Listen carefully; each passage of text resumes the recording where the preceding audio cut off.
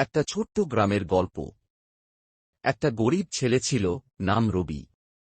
সে এক ধনী মহাজনের বাড়িতে কাজ করত।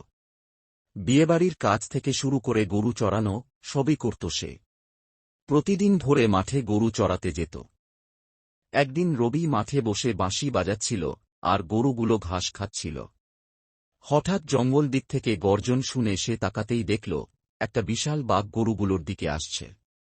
রবি ভয় না পেয়ে দৌড়ে বাঘটার সামনে গিয়ে বলল, বাঘ মামা, গরুগুলোকে নিয়ে যেও না, মহাজন আমায় মেরে ফেলবে। বাঘটা থমকে গেল।